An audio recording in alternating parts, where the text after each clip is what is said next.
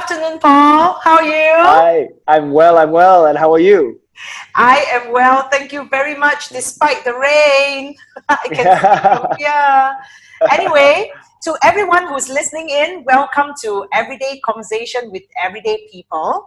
Having said that, none of my conversationalists are everyday people. They are wonderful in their own ways. So let me introduce Paul. Paul's a host and an actor. Many of you would have seen him. But I don't know if you know that he's also an entrepreneur. And then at the same time, he is really, really someone with a very, very cool heart. He's a person for social causes as well. So happy for you to come on my virtual sofa today, Paul. Thank you Yep. so much for talking to us. No, And it's my pleasure. yeah, today we wanted to address, the big topic, that overhangs our conversation for series 2. So series 1, what we did before was pause and restart. So everybody is talking about that. Now coming into series 2 of our conversation, we're talking about pivoting. And I remember, using this word and asking you a little bit about pivoting, and you say, well, not going to be very easy, but, I'm sure you'll do well. So let me kick off with the first question. Now, on the back of the understanding of the word pivoting, I am thinking of a sport analogy, because if you have to pivot on the spot, right, you need your strength, you need your agility, but importantly is you need your balancing.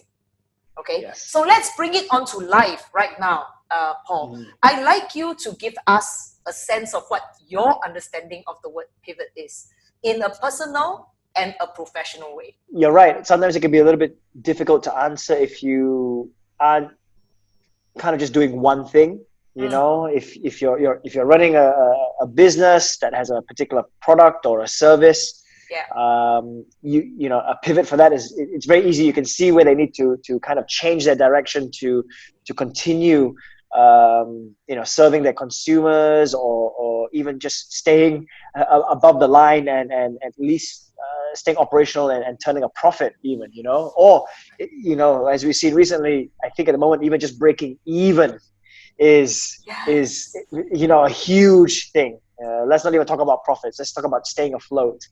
That's so right. In terms of myself, when I talk about pivoting for me, I do a few different things. So the pivoting for me required a lot of movement on a lot of different levels. The entrepreneur side, for example, with our valet company, Dre Valet, we knew that all our nighttime drive-back service, all our workshop pickup and drop-off service was gone, written off immediately. So zero money coming in, but we still have employees to take care of. Even with the government rebates, it's not enough in that sense. You still need to, you're responsible for people. Correct. So we jumped over to a little bit more of the delivery logistics market space and helped restaurants in particular there. Just because we wanted to also, we realized that not only are we now going to be struggling in our market, but F&B in general is going to be really struggling. So that was one pivot, and that was an easy business kind of pivot.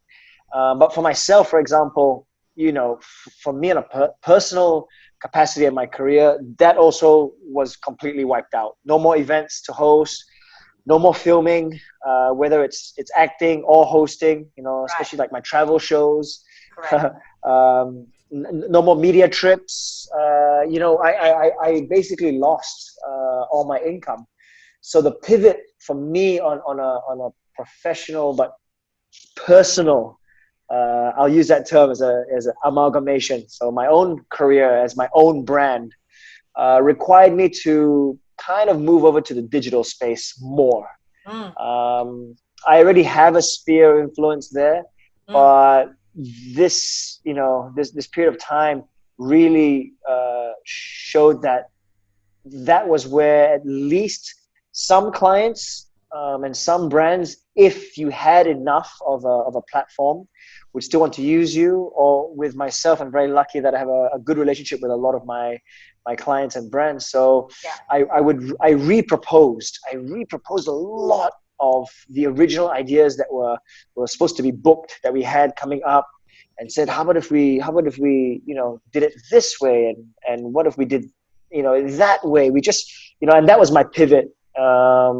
And then I got a few of those. I still managed to book a few of those kind of jobs for social media, and then on digital online That's platforms. great.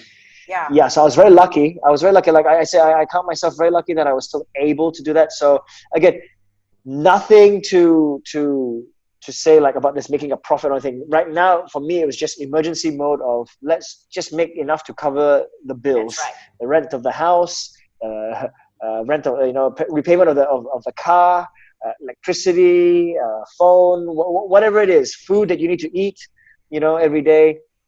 So that was my pivot. Taking my time and also doing things the right way. So Mm. not buying into the fad of jumping onto the bandwagon to capitalize on the period of Yeah. time. I Yeah. think the most important thing was to stay very genuine to your own brand, and also sensitive to what other brands want to portray, but also to the public, to everyone else, because everyone is going through a hard time. Correct. So that was the main thing for me. And again, I've been very lucky. I've been very fortunate that I was able to get a few things here and there at least. So surviving, head is above water. It has been difficult though, don't get me wrong, but I am also in a much safer space than a lot of other people. I still got a lovely home to live in, a beautiful girlfriend, all our animals. It's a positive home environment, and we're safe and we're healthy, and that's really important. So Yeah. it's been very interesting to tell you the truth. It's been very interesting, and I think also I think this was a time when many people should have maybe taken a step back, and also, if you don't pivot in the business and professional career sense of the word, there's also a pivot you can do on a very personal, basic level. That's right. To like take care of your mental and physical and emotional health, for Yes. example, right? So Yes. you see a lot of people now have been cooking more because we couldn't go out. Mm. So a lot of people were learning to cook more, or enjoying to cook more and eat at home. So diets became a little bit more healthy, and then home workouts and home fitness. So then people were getting a little bit more, healthy on that side. So it's like all of a sudden, like, oh, you can see people that taking the advantage of not letting themselves go, and not getting like unmotivated. There were people who went down that road, but it's been nice to see the positivity in most people to kind of take care of themselves more during this time. Yeah, I'm very glad that you point that out, because I realize, now we've done, this is a ninth recording, Mm. everyone that I spoke to have their own story to tell. And some of it is actually quite horrific. Like you and I, overnight, we literally lost like 95, something, 100% of everything that we have. But what I find very interesting is the positiveness that comes across, and somehow you can say that you're very lucky. I think luck and grace favors those who are very positive, Yes. which is why we wanted to come out with this series of conversation to tell people like, look, we understand how tough it is. We understand what you're going through, but people are changing. People are going with the flow, and people are trying to come out of it, managing. So I sense that you are managing very well.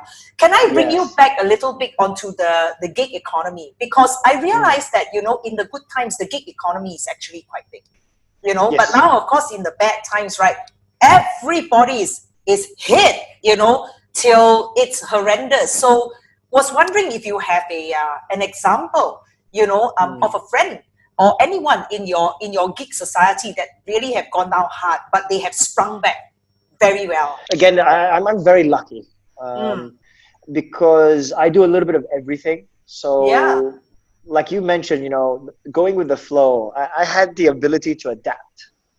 And by doing so, it still allowed me to pick up the pieces here and there, focus a little bit more on one thing, and maybe let go of another that wasn't quite working.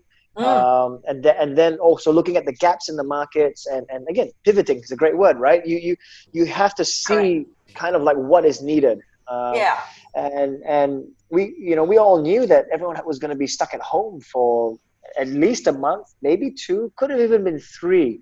So people might be starving for content and entertainment. So that's where I was looking towards, because like you said, That's good. when all your gigs are gone for physical events, there really is nothing you can do. So I think one great example was that affected a lot of people, which I thought was great, how we managed to do this as a really big collective, was the WWF Earth Hour. That happened just before CB. It was still at a time when obviously all the events were cancelled. Like you couldn't actually have an event, and there was only supposed to be 10 people in a room at any one time. That's right. There was social distancing, so it was physically impossible to have an event. And in a matter of a week or two, we had come down from supposedly having a weekend festival, a 3-day weekend festival, and the big event on the main night leading up to Earth Hour itself, when the symbolic gesture of shutting down the lights to represent our pledge to taking care of Mother Earth better. Yeah. It had to go from that to virtual online event. That's right. And that was huge. And that was the first kind of event that did that at that stage. I sat down with the WWF team. I proposed this idea because they were like thinking about doing this too, or they were thinking about doing remote locations and all that, because we had all our performers, we had all our musicians. And I said, you can't do that. You cannot have a space where you have all these musicians to come in to perform, even if you close it off, because even if it's outdoor, you're still going to get people who will be walking around and coming in, or the fans of these musicians will want to come. They're very good at finding out where things are happening, and they'll come. And you cannot have some sort of event where a lot of people can still make it. That's right. So yeah, it went virtual, and it was fantastic. They had to get a whole production team to film the 3 hosts in the studio, and then they sent remote teams with their cameras to every musician's house or studio to pick up their performance. And we would, from our couch in studio, cut back, talk to our musician, and cut back to their performance. So everything was remote and virtual, but across multiple people in multiple locations. Wow. And it worked. It worked amazingly well. That's a great pivot, Paul. Yeah. And it had to be done. We had to show that we were being socially responsible, that this is the right way to do it. Wonderful. And since then, I don't, except for maybe just recently, Child Aid was on, and I'm not too sure how they did it, but at least from when we did Earth Hour this year to now, I still haven't seen any event on that scale with so many moving parts and so many different people coming on board for an event and one cause. And that could be when we did it and we completed it, I thought, gee, we did a good job. We did a good job, and a lot of people tuned in. And I was thinking already then, this is it. This could be how the future of events are going to be for a while. And you look at it, the virtual workout. You see how many Zoom calls have we all done, and the cocktail nights that you get a bartender on and everyone's tuning in to watch. So you do your own bar session at home. There's so many ways that people have become digital and virtual, and it's been nice. It's been refreshing. Yeah, it's reassuring. Yeah. And really, Paul, so happy to hear that. But very quickly, I really, really want to talk about the fact that despite everything, collapsing around you, kind of, sort of, in the professional way, you actually picked it up and started a social movement, Majular Movement. Oh my goodness, you know, we don't have much time, so I want you in a nutshell to tell us, you know, why start that, and what has it done so far? Thank you. I mean, it's like you. It's like the amazing work you're doing as well. Oh, thank you. To feed the lower income families that have really been struggling, Yeah. even pre-COVID, but now That's even right. worse. Yes. Correct. Yes. So, yeah, it's like I mentioned, you know, several times already in this talk. I'm very grateful and I feel very fortunate in the place I am. So, and I know there's so many other people that aren't. And then when we pivoted Dre Valet to delivery logistics and we wanted to help F&B, we thought, okay, you know what? Let's create a circular community where if people can donate to us, we can buy food from the restaurants, and then we can provide food for healthcare frontline workers and our migrant community, you know, all the people that have been stuck, either helping to save lives or by force of nature, stuck in some sort of isolation or quarantine. That's right. in a facility or a dormitory. And you know, food is a necessity of It is. everything we need. You know, oxygen and food, right? They weren't getting any food a lot of times, especially our migrant friends, or good food at least. So we wanted to help there. And just for our healthcare workers, it's just something to say thank you for all the hard work they were doing. A nice hot meal after a long shift of helping people.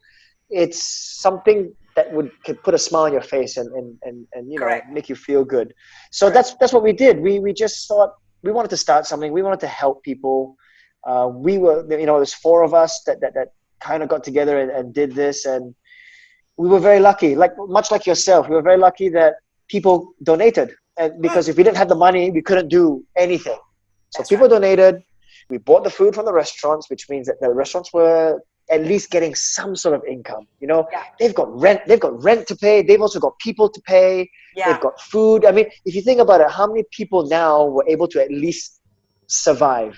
Correct. Bare minimum, but survive on something, which was very important as our core. We all wanted to make sure we could help several different people and segments at the same time. So it's been wonderful. It's been almost 3 months. Yeah. We're still going strong. We're still providing lots of food for lots of people.